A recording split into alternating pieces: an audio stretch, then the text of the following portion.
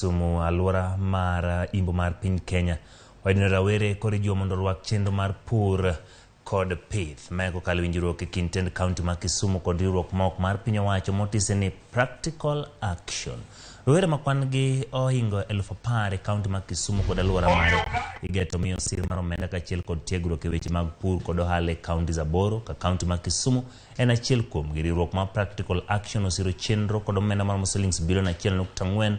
chenro ni biro konyo e loso thuolo mag tijene rowere e gwengego. As an organization, we have leaned a lot towards market-based solutions, and that means bringing the private sector closer into these value chains and bringing the action of the private sector